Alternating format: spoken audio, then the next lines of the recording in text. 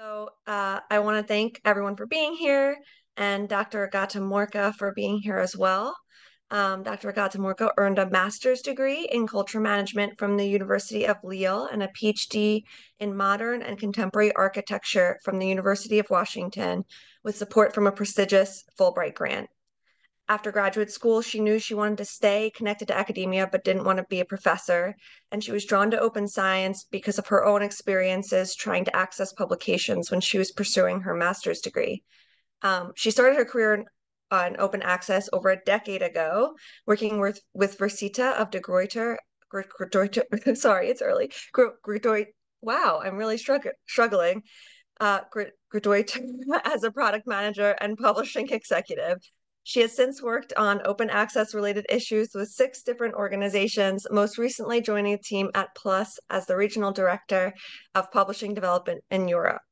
The company she's worked for has ranged from small scholar-led presses like Open Book Publishers to large press publishers like Springer Nature. So she's really worked with like the large range of open access related publishing. And we're really lucky to have her. She's a self-proclaimed open access enthusiast. She's going to talk with us today about APCs and new alternative models to this approach at PLOS. PLOS is really excited for this to be an interactive session. So although we are going to get some background from Agata, please do get ready to ask questions and share your thoughts. And you can always put questions in the chat if they come up as she's speaking, and then we can access them later in the talk. So thank you so much. And I'll pass it over now because I can't speak. Hello, good morning, everyone. Thank you for this nice introduction. First of all, thank you for having me here. My name is Agata, and today we're going to talk about APCs. When we first thought about this session together with Steph and Tasha, we asked actually what your audience might be interested in, and APCs came up as one of the first topics. So I hope that I will be able to tell you something new about it today and show you how APCs work or how they maybe don't work, and what it is that we as publishers, as a publishing industry, what is going on in this particular sphere. But as Sasha mentioned, we would like to make it a little bit more interactive. So before I start presenting, I would like to invite you to answer some questions. So we prepared 3 questions for you. It's going to be a poll that I'm going to launch right now. So hopefully you can see it on your screen. If you don't see it, then please tell me. But I hope that that all is good. So as you can see, the first question is very basic. However, I think it's important to ask it. So what does the abbreviation APC stand for? Then the second question is about your own experience with APCs. So have you published an article that required you to pay an APC? And then if yes, who paid for it? And we have 3 options here. There are more options than that. I'm aware of that, but for the sake of this being a quick poll, I think that will be okay. So I will give you, I see that there are already some questions, some answers coming in. I think that everyone actually already answered. Okay. So I will end the poll. Interesting is the results. So I'm sharing results right now. So what does the abbreviation APC stand for? Everyone said article processing charges, which is true and not true. This one was a little bit tricky. This is what it usually stands for, but some publishers and some other organizations also sometimes refer to APCs as not academic, but article publishing charges. So there is also a 4th option here. Number 2, so have you published an article that required you to pay an APC? And we have almost a 50-50 situation, so 43% yes and 57% no. That's also quite interesting. I actually expected more on the side of a yes here. And if yes, who paid for it? My grant, my institution, and oh my goodness, we have one answer, one paid from my own pocket. I sincerely, when I was putting together this poll, I was hoping that no one would would click on this answer, but perhaps we can talk about it later after the presentation and come back to these results, because I think that that's very interesting in terms of who is actually paying for it, because of course publishing comes with a cost, but it's always interesting to know who is paying for what. All right, so let me now share my presentation with you, and hopefully it's going to work. We had a little bit of an issue before, but I think that you can see my screen. So the great, okay, I can see thumbs up, so that's good. Okay, so far so good. So the presentation, I called it Back to the Drawing Board, not only because I have some background, as you heard, in architecture and architectural history, so this is always close to my heart, but because the landscape of article processing charges is changing very much at the moment, and it feels a little bit like we are back to the drawing board. So let me first start with the definition. What are we actually talking about? So APCs, article processing charges, sometimes referred to as article publication charges, as I mentioned. I was trying to find a really simple definition that would call it what it is.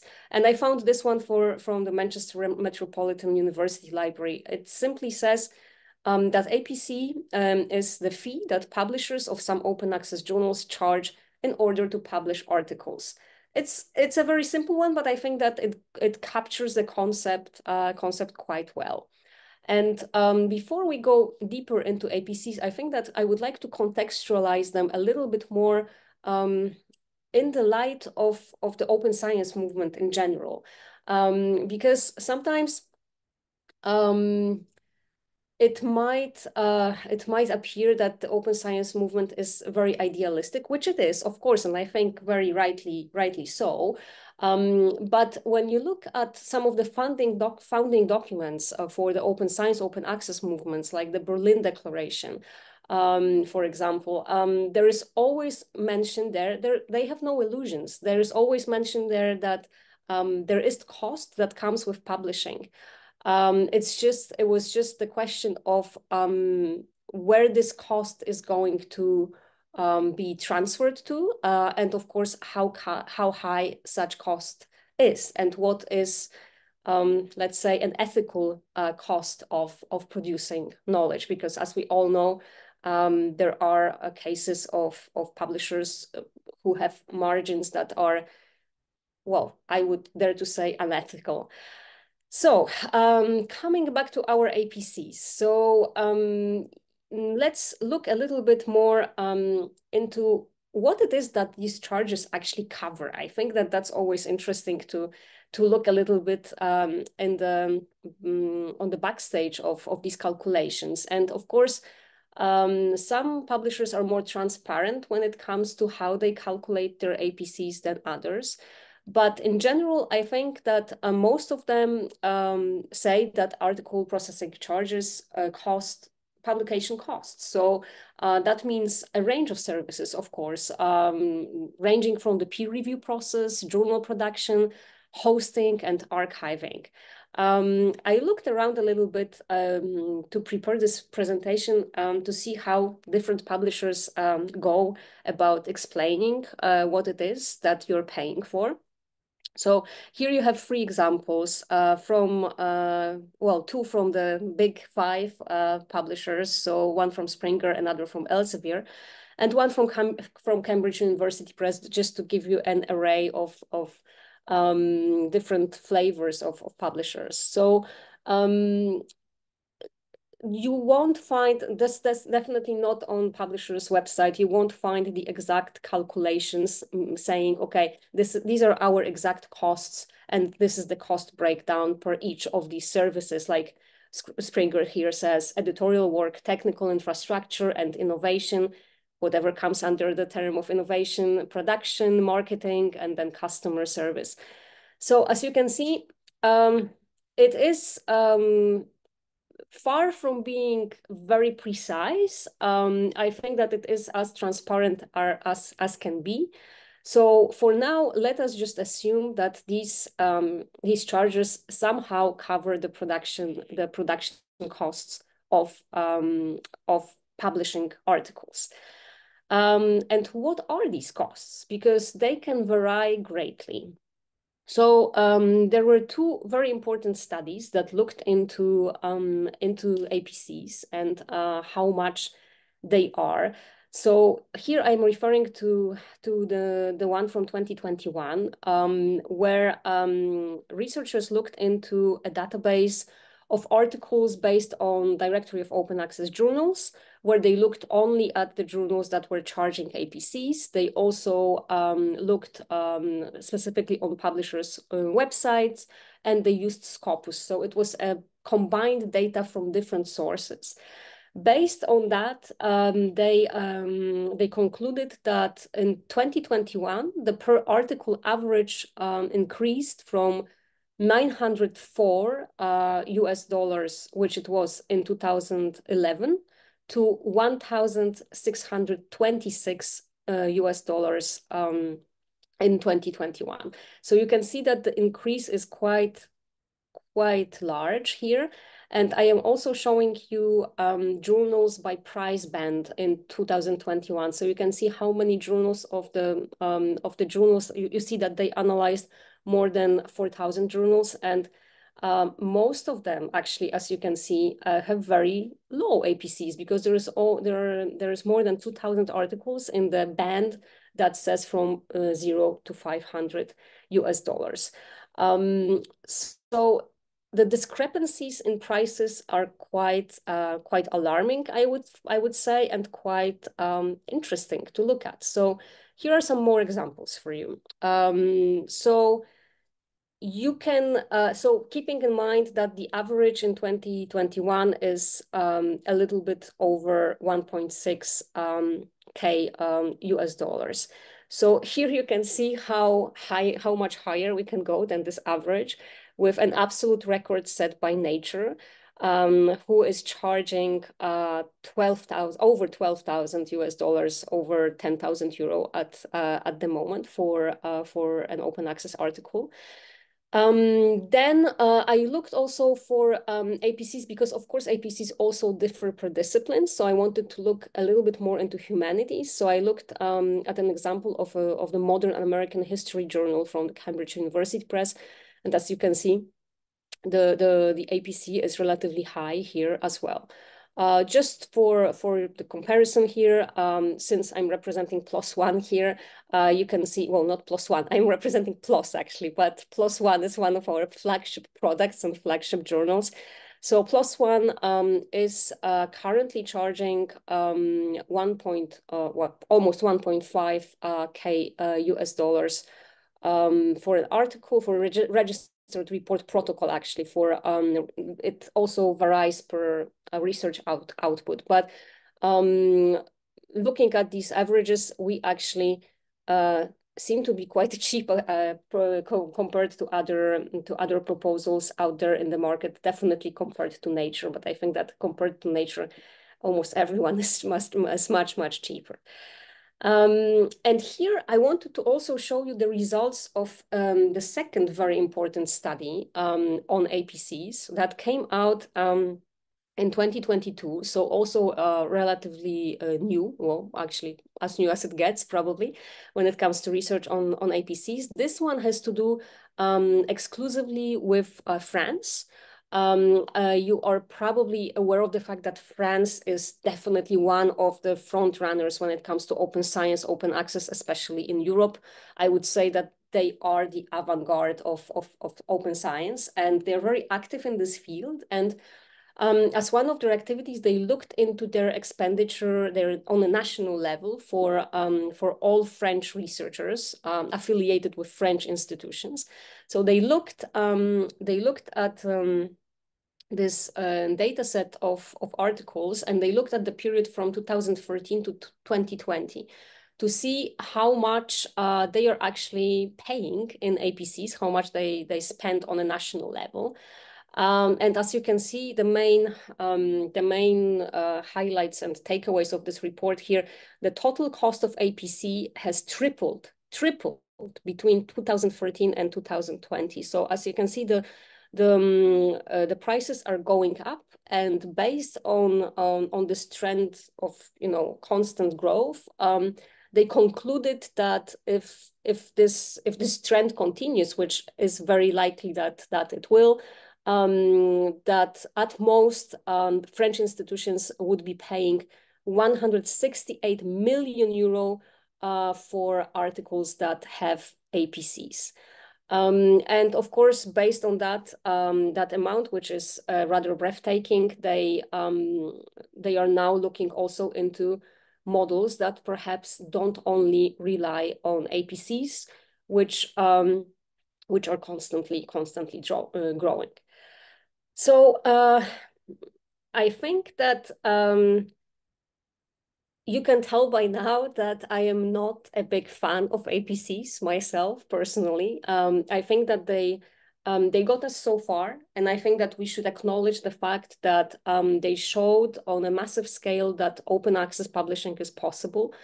And no doubts about that. But of course, they bring certain challenges with them. So I just wanted to name a few, just to open up a discussion, and also to ask what your views on these processing charges are. So this is a very very subjective choice of mine. I'm sure that there are many more challenges, and at the same time many more positives when it comes to APCs. But let's be grumpy for a while, and let's look into challenges that they bring with them. So first of all, we're talking about open science, we're talking about open access, so something that by its very nature should open up science to everyone. And when I say to everyone, it means to people who can read the research that is being produced, but also it should be open not only to read, but also open to publish.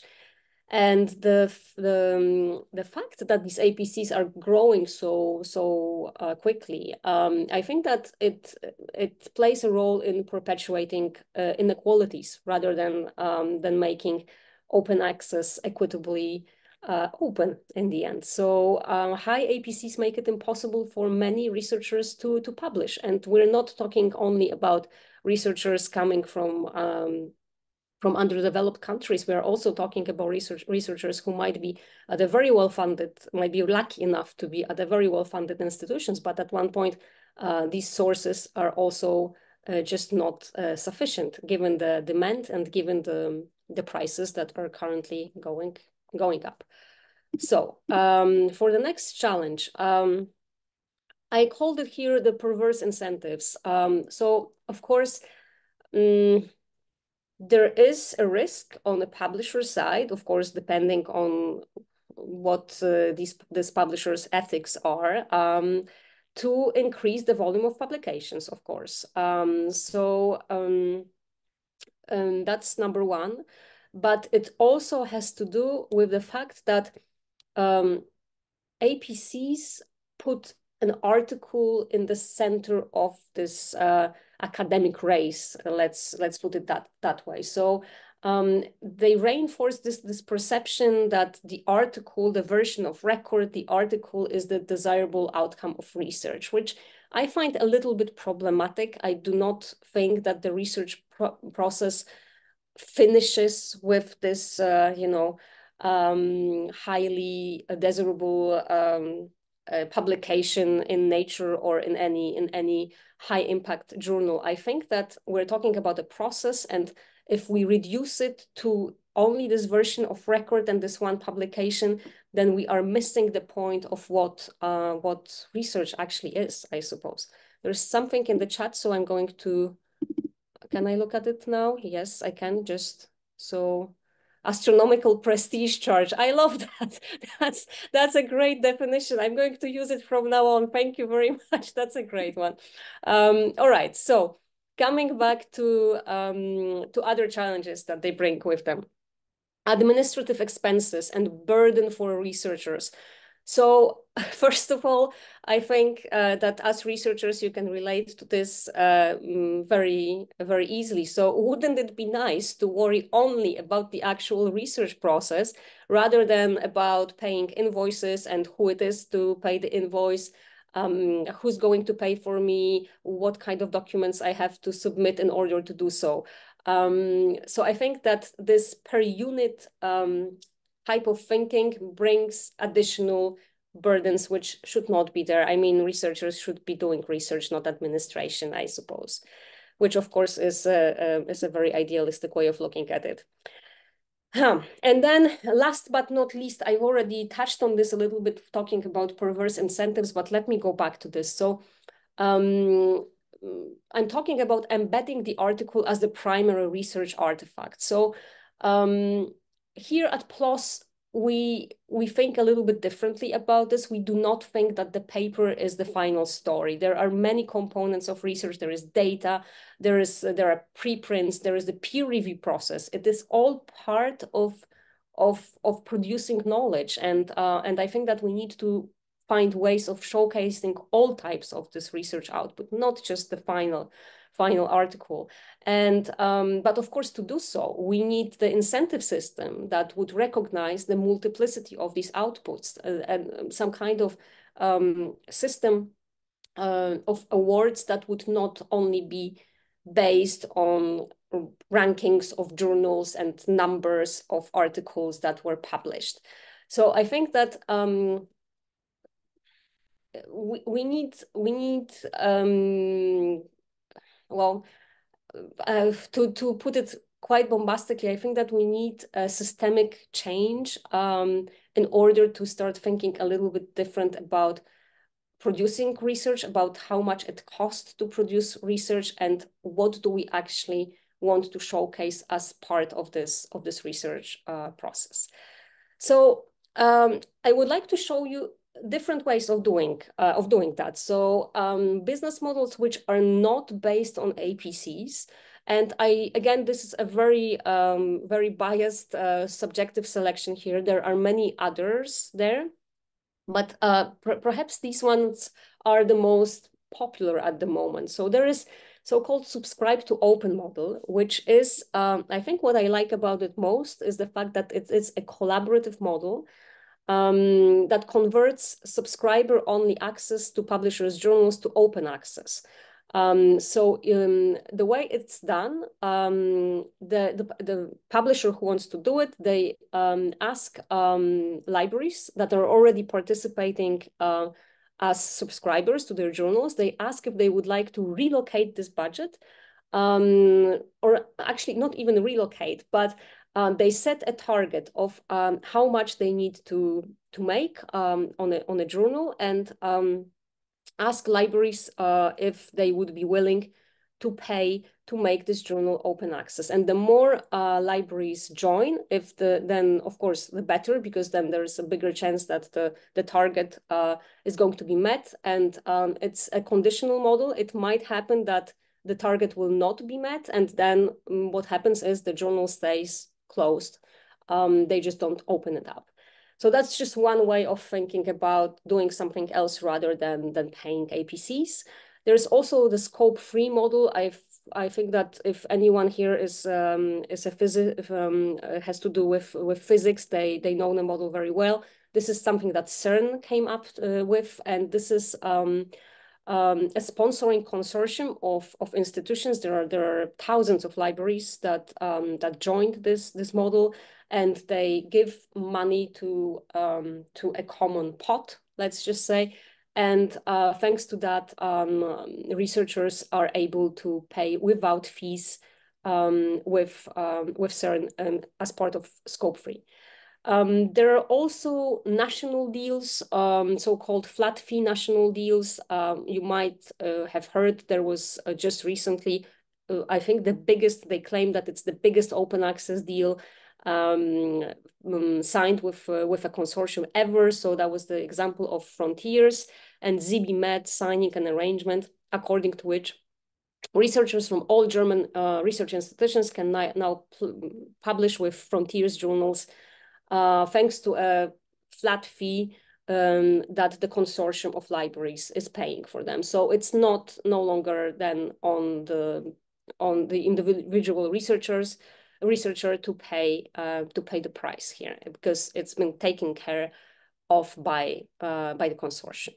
And we as PLOS, we also experiment with alternatives to APCs. I just wanted to show you two here, and if you want, we can later go on into more details about them. The community action publishing, I think that this one is probably my favorite. This is the way that we thought about making publishing in highly selective journals possible for everyone, because this business model covers 3 of PLOS's journals. This is PLOS Medicine, PLOS Biology, and PLOS Sustainability and Transformation. Those are our most selective journals, and the APCs in these journals are higher than in other journals. So we were thinking about how to make it possible for everyone to actually publish there. And this is also a Agata, collaborative. Yes. sorry, part of your slide is cut off for me. I'm not sure if others are also Oh, having. is it covered with? Is this the problem? Yeah, it starts at like the E in alternatives. So there's like the first part of it is missed. The first left hand of the slide is not there. That is very strange. I'm Let not me. having that problem. Okay. Okay, so maybe it's a screen thing on my end. I'm sorry about that. Continue. You Okay, were on no, such a no, good no, that's flow and I completely messed you fine. up. No, no, no. Thank you for flagging this. I don't want you to just see half of my slide, but I don't know what I to do think, about it. yeah, maybe it's adjusting to my larger monitor and it's on my smaller monitor. I'm sorry about Ah, that. That's on my end. Sorry. okay, no, no, that's fine. That's fine. I will just continue. So, yeah, so the community action publishing to make publishing in selective journals possible. So the way it works, it's also a collaborative model. So we have institutions that sign in sort of as members of a club, and they pay a yearly flat fee. And thanks to this fee, researchers from their institutions can have unlimited publishing rights in these journals. And the interesting thing about this model is that we are absolutely transparent when it comes to our costs. You can see these costs on our website, and we decided that we're going to cap the margin that we want to make on journals, of course, to make them sustainable. So we capped the margin on 10%. And based on that, we set targets for each journal that the journal would need to achieve in a year. And then if we have more institutions coming together, and if we make more than the target that we set to begin with, then this money goes back to the institutions that signed to the model. So it's very transparent. Everyone knows what exactly they are paying for, and and also an interesting thing is that the costs for institutions to join, so this yearly fee is calculated based on both corresponding authors, but also and contributing authors. So it's a little bit more equally distributed there. So that's one of the models. Then we also have the global equity model, which also works with an annual fee per journal. Here, different journals are covered by this specific model, and the fees are based on each institution's historical research output and reflect the regional economy according to their country's World Bank lending tier. So this means that we really wanted to make it, again, equitable and possible for institutions from many countries to join. And we need to be, while calculating these fees, our main point of reference is their local economy and what they can actually possibly afford. So that we put them in different tiers and this way we hope it makes it much more, it makes it fair for institutions in different local economic context to participate. I'm happy to talk a little bit more about these models if you would be interested later, of course. But maybe to conclude, I wanted to tell you a little bit more about a very interesting working group that was put together, I think at the beginning of 2023, but don't quote me on that. I'm not sure, but it's a relatively new working group. So Coalition S, GISC, and PLOS came together. I think that you are well aware of all these organizations. And they are working together, trying to find alternatives to the APCs, to the hegemony of APCs, and trying to find some other routes to make open access and open science equitable and affordable for everyone. And we would also like to move away from so-called transformative agreements. I know that this is also one of the ways of doing open access, which I intentionally didn't talk about. But if you would like to talk about it later, of course we can. And as part of their mission statement, this is the working group's mission statement on the screen that you see now.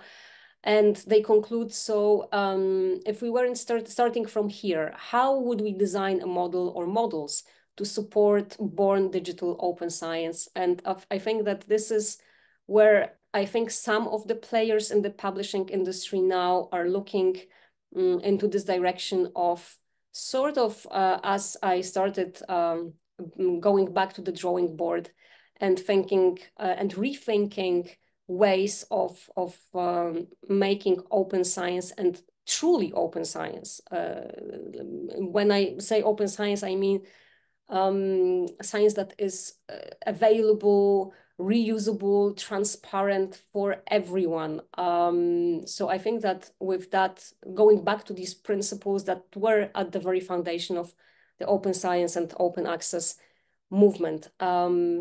Yeah, so I think that this is where we are at now at the moment. That's what I wanted to share with you today, and I am more than happy to take questions or talk more about what was the name? Astronomical prestige charges. Thank you so much. Thank you so much.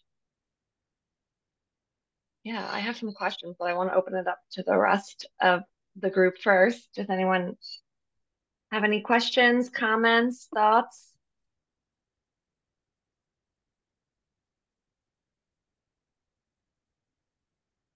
Well, Martin. So, Hello. hi. I mean, you mentioned moving away from article processing charges. Something that really shocks me is having seen how we've moved towards article processing charges over the recent years. In particularly, the field of astronomy worked on an informal subscribe to open model for almost 30 years. So that actually dates back to the time when no policymaker ever talked about open access, and it already existed. Can you tell me something more about this? I'm not aware of that. That's fascinating. 30 So, years before. so Okay. in astronomy, I mean, archives started setting up in the beginning of the 1990s. Mm-hmm. Essentially, everybody ended up putting stuff on archive. None of the major astronomy journals is owned by a commercial publisher. They're produced by commercial publishers, but the journal title is owned by astronomical societies and astronomical research organizations. That is, they hold the power. And actually, the title of the journal has changed publishers several times over the last decades. And in fact, the major American journal, they actually started lifting all embargoes after 1 year. You could put it on the publisher's website.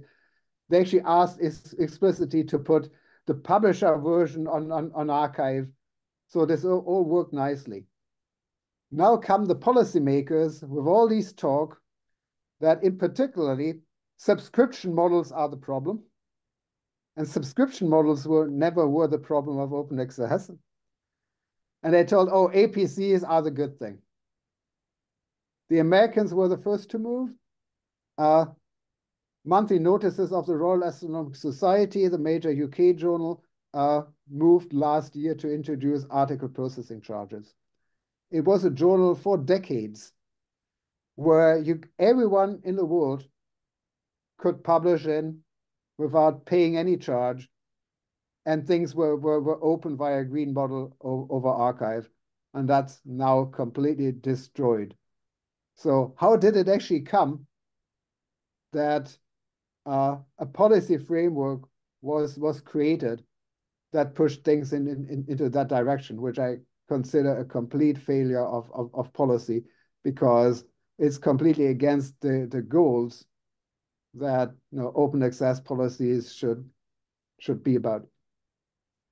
Thank you so much for this. Well, first of all, I have a follow-up question. Do you think that this culture of openness that you mentioned, that it has something to do specifically with the discipline of astronomy?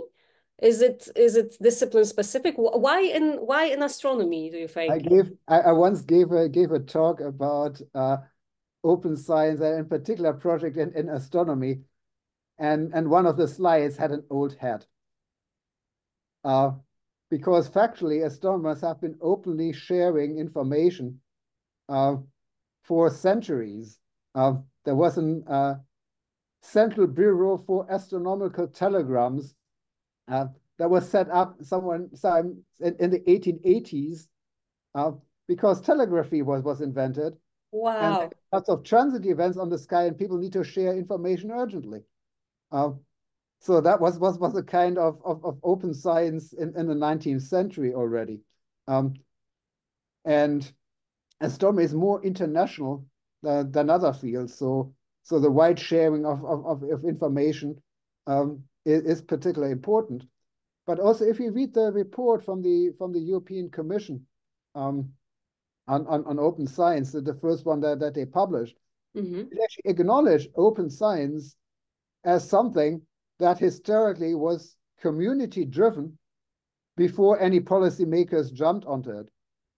And I'm worried that some policymakers now start talking about incentives, etc., rather than working with the community and actually helping the community to build open science systems that work for them.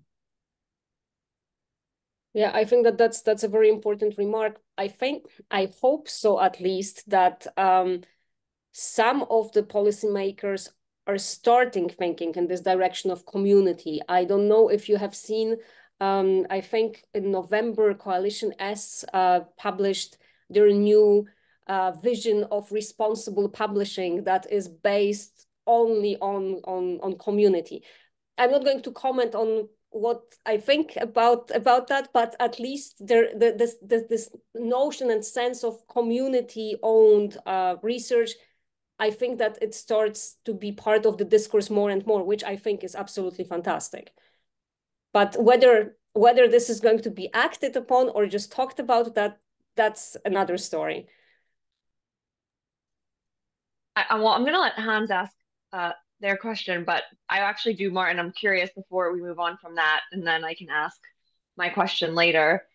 Martin, don't go away yet, because I think is the interesting part of the discussion is, do you feel, and in later in the year, we're going to have hopefully some more discussions about research assessment with PLOS, but do you feel that that practice in astronomy has impacted the way research assessment was done? Like, do you feel like there was a connection there between the way publishing was done and research assessment was done in that field? Because I'm just fascinated by how your field has done things.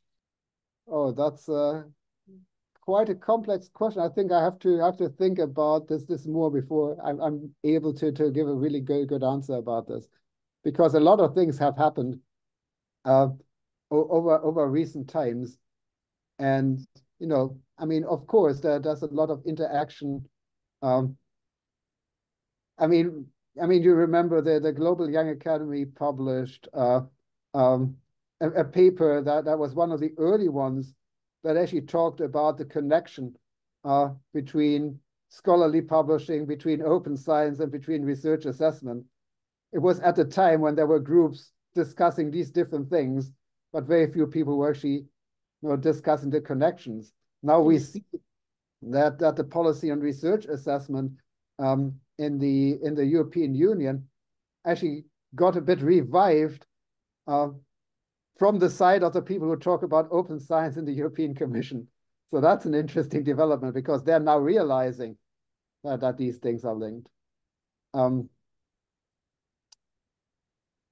So that probably doesn't fully answer your question, but I mean, we're going to keep discussing that. Yeah, if something comes to mind. Hans, did you have a question? Thank you. Actually, yes. Hi, I'm a old man and I'm hesitating to speak up at the Young Academy. But, well, I have been very long from an infrastructure perspective into these things. I worked at the Alfred Wegener Institute, Helmholtz Center for a very long time, and I headed the Helmholtz Open Science working group. And so I got into very many things. And so I must say that, yes, we may speak about fields like particle physics, the scope thing, or indeed astronomy or astrophysics, which are very, I think, very tight communities. In the case of particle physics, at least, with very few journals, which went into scope, at least at the time when I looked into it last time, 10 years ago or so. But it's more like 10 journals or so of the order of. So the question is whether what these communities have done can be transferred to any others, or a significant number of others.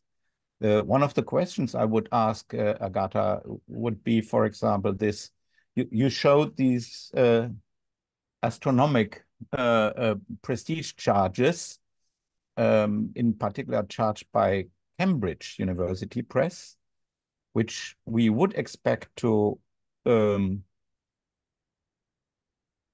well, if we think about universities as public institutions which should further research, in particular by not charging too high publication charges. One of the questions from my experience would be, well, how much of that money is going to scholarly societies? You know, in earth sciences, for example, there is a huge difference between the EGU, the European Geosciences Union, which publishes many journals through one open access publisher, Copernicus. And indeed, some of that money is going back to EGU. I can't disclose how much, but certainly not as much money as the owners of Springer, etc., are siphoning off of publication. While the American Geosciences Union has big problems because they are, well, the AGU publishes a number of journals. Historically, these were subscription journals, and much of the money earned goes to subsidizing the conferences of AGU or AGU as an organization itself. So they have big difficulties to switch to some kind of low-cost open access publishing. So there are hundreds and hundreds of journals in this area of earth sciences. So it would be very difficult, I think, to organize things like scope or anything else. And also, I would like to say, well, you made up this list of 4 problems with APCs, 1 to 4. I would offer to write up lists of 1 to 4 for each of subscription or diamond open. So my biggest concern with anything else than independent publishers and APCs, which can think about their, well, say business independently, is that as soon as you want to have a new journal, you have to invoke a huge bureaucracy of maybe thousands of libraries, etc., to agree to one other journal being published. And that would stop, well, would be a much higher burden to innovation than the subscription system even. So I can say that because I founded a journal with Copernicus, was the Earth Science System Data Journal, which I think had not gone through any of these bureaucracies, because what's data publishing? Huh? But I just talked to the head of Copernicus at that time, and he said, well, that's interesting, let's do it. And 3 months later, we had a journal. And the article charges were waived for something like 15 years, and until last year, actually, when we had 400 articles per year, could no longer be borne by the publisher. So there are many, many aspects to, well, each of the models which need to be taken into account. My biggest concern is bureaucracy, indeed. Who is going to bear it? Yeah. Yeah. I can give you a link to, well, I wanted to give you a link since you also talked about cost structures. Well, if you look into this list of contacts of the publisher Copernicus, you see how many people are assigned to producing actually the journals. And so you can see what kind of activities are there to be done. Of course, absolutely, absolutely. There was a lot that you touched upon, so let me just touch on some things. First of all, this is also why I asked Martin whether he thought that it was something specific for a discipline, and because I think that that's a very important factor. That what works for a certain community, a certain discipline where research is done in a certain way, is not going to be translatable one-to-one to, it's not that something that works for particle physics will work for art history. It's just not the way it is. There are also really great programs and really great people looking into sustainable open access for humanities. Some of them being operas, for example, where they are really looking into some possible models that would work for these communities with a kind of different set of requirements and circumstances. So yes, definitely we need to keep our eyes open to specific requirements of each discipline. Then in terms of Cambridge University Press and, you know, how much of this money goes to what, how it's then redistributed and so on. Yes, it would be wonderful to know that, but I think that I think what is still missing, and in some cases I understand why there is this reluctance there, but I think that as long as institutions who are paying these APCs, as long as they know where this money actually goes, where it's spent on, and also this list from Copernicus that you shared, I am well aware of the fact how many people are engaged in producing an article. It actually sometimes really is quite breathtaking to see how many people, how many hands are you know, there to in action to make it happen.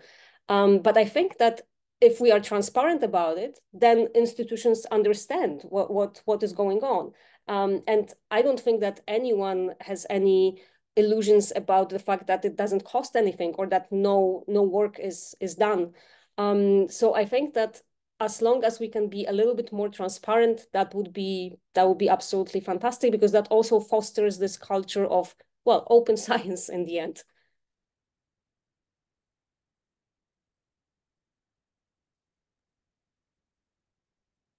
May I remark on one of your words?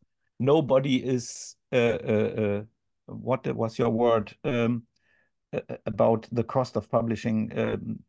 There are many people, I think, too many people, at least in Germany, who are trying to build diamond open access journals at universities by hiding the cost of producing a journal, because they heap the burden on PhD students, et cetera, who have to do it for free.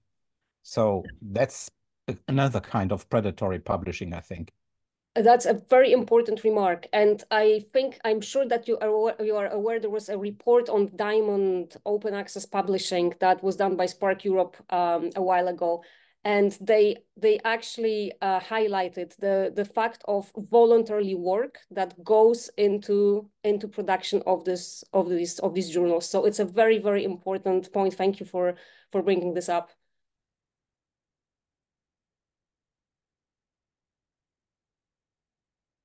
Tasha. Hi, my question is less fascinating than the two we've had so far, but I'm just curious. And I know this is not something that is, I don't think something is quite as common outside of the US, but I work at a teaching institution, but I still do research with undergraduates. And so it's a very different structure where I'm teaching like 6 classes a year and advising students, undergraduates, helping pick out their classes and stuff. But we still do research, and I tend to do more research than a lot of my colleagues just because I like doing research and involving undergrads in research. But it's very different in that, like, the way we're assessed doesn't, it's great if we get a grant, but that's not really, we don't, they recognize that we don't really have time to do that. And the college's budgets are pretty tight when it comes to being able to fund things like open access. So I'm just wondering, when PLOS thinks about APCs, is there any, not only kind of what area an institution's in or anything like that, but is there any thought that goes into that kind of difficulty? Because it is really hard for me to get, there's no institutional mechanism for funding. And I get $1,000 a year budget for research from the college unless I am getting external grants. So like, even being in the US at my institution, unless I'm willing to pay personally, it's really hard to get APC funding. Yeah. That's a very important point, and I don't have an answer for you, Tasha. Mm-hmm. Unfortunately, I don't know if that was taken into consideration. I'm not aware of that. But if not, then this is definitely something to talk about and to at least to be aware of and somehow address. So I would be more than happy to go back to the drawing board and talk to my peers about it and check what's their take on it, because I'm not aware so far of any discussions about that. Yeah, and I think I have had some luck getting fees waived or reduced by writing something kind of at the publication stage, but it's always a little unnerving, right? Because then you're like, I'm not sure if they're going to say yes. But I think my big point in terms of equity is that research at the undergraduate level is really, really important for increasing diversity in STEM. So I would make the argument that like somehow taking that into consideration in terms of APCs is an important part of kind of DEI efforts in STEM. But yeah.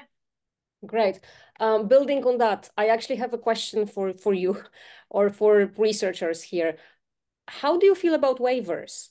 Because we have a very mixed feedback on waivers. So I would like to ask, how do researchers feel about applying for a waiver, waiting for a decision, and so on and so on? Yeah, I mean, I'm always a little unnerved at like not being sure if what's going to happen. And then if it doesn't get waived, what am I going to do? Am I going to have to use my whole year's worth of funding to pay for this APC? Is it better to just not do, gold open access or whatever, and just kind of publish my preprint? Steph, you had your hand raised. Yeah. I mean, so it seems like the burden of applying for waivers falls on the people who have had to apply to so many things just to get to the point where they have paper accepted by a journal that charges a fee. So it does, I don't think it fosters, you know, equitability to begin with. I think, you know, in the case of waivers, it could be something like, okay, is it a first come, first serve basis? This is already problematic because different countries have different like seasonal sort of academic years for the scholars. On the other hand, something that the German system has done, which I think is interesting and should be implemented, is, you know, you enter all of your information into a system, and then you know if you're eligible for a waiver or not. This is part of Project Deal. But I think something like this would be much easier, right? Because the truth is, I don't know if anyone here today has this issue, but we've heard from our members many times that many of our members, when they don't have funding for APCs, basically choose their journal based on how whether they can afford it or not, right? So if applying for a waiver is another step in figuring out if you can afford it or not. And so those people will never be even, they won't get to the stage where they send their manuscript to that journal.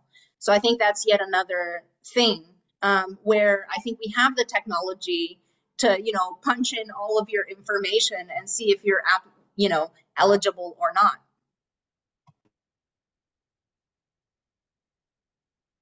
There is Martin. Yeah, I think that there's another dimension to that. If you look around the globe, what people really want is the equitable right, and they don't want to be at the mercy of somebody else. And that's the problem with a waiver system. Yeah, I was kind of sort of going into this direction because we got lots of feedback from researchers saying, you know, I don't want to feel like a charity case, and completely understandable, obviously. So yeah, I also find it a little bit to underplay this challenging or problematic. Yeah. But can we go back to our initial poll? Can this person who paid from their own pocket tell us a little bit more about this case? Because I'm curious. Because we had one question where someone said, I paid from my own pocket for an APC. And it's possible we have had a couple people go, maybe because they have okay. something. So maybe we lost. Yeah. Yeah. Okay. Yeah, okay. but that correct. is a shame. Yeah, that's fine though. Yeah.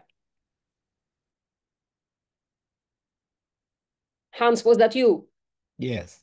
I wanted to answer your question from a different perspective. I must admit that I'm meanwhile on the board of Copernicus, and so I know that the number of available waivers is not being used at all. So this is certainly not, at least with this publisher, it's not first come, first serve. It wouldn't be. The other point is, of course, speaking about the other systems being at the mercy of somebody. I have also been on the library board of Alfred Wegener Institute, and the point which happened with the big deals of the subscription publishers was, of course, that everybody wanted to have access to nature and things like that, who have also very high, extremely high, astronomically high subscription costs. And that pushed out many of the smaller publishers because these big four or so offered big deals. You can have all of our journals if you pay us a huge sum of money. And it was formulated in such a way that you couldn't do otherwise, in a way. Yeah. And they raised their prices, and ever more of the smaller publishers were dropped out. So my question, for example, again for Natasha, I think, with your low budget, my question would be, what about access to subscription journals at your institution? Do you have broad access to read, or are you at the mercy of somebody else who would in some way smuggle an article which you are interested in to you. So that's the other side of the medal, with other ways to publish. So yeah, it's somewhat limited. I wind up using like interlibrary loan more than I would like, or trying to find other ways around it. We just actually had to unsubscribe to a bunch of stuff due to financial reasons because of COVID and the demographic cliff in the US, which means there are fewer college age students, and these small colleges tend to be really tuition dependent because they're not grant dependent. For a couple of years after I did my postdoc at University of Washington, and I could sign into the UW system still because I was still accessing the large database publishing there. So I would like remote desktop into the UW system, download a bunch of articles, email them to myself. So it's not like we don't have access to anything, but it's definitely way more limited than when I've worked at R1. When I did my PhD at my PhD and my postdoc at big universities, and there it was like, okay, I could get anything I want. So yeah, so yes and no, I guess. Yeah. I want to make maybe one last point, that we've also seen in talking to other publishers that basically the moment that there's any barrier, it's over, right? So it's not that people recognize, okay, this is going to Hans's comment about the APCs waivers not getting used. It's that the moment that you see that you need to apply for a waiver, you don't do it. Right. So we actually, at the last annual general meeting at the GYA, we had a couple of editors, one from PLOS and one from Nature. And the one from Nature was, showcasing all of these opportunities that were there for people from countries that the OECD has designated low income. And so they're eligible for a lot of opportunities for access to, papers and whatever. But the thing is that that's just not how the architecture of research is done, right? If you have to apply for something, if you have to prove, if you have to get a stamp in order to get access, this really does decrease accessibility. So, and as I said, I do think we have the technology enough at this point that we shouldn't have to physically ask for anything, right? Our IP address could be recognized or something like this. We could have a single key. And this is taking a bit longer than I would like, but it's, I think, something that would foster equitability, because you don't want the people who don't have access to something to also have to think about how to get access to something. It should just be given, and it should be as user-friendly and as easy to forget that they have to go through that extra step as possible. Okay. I'm going to stop the recording. Thank you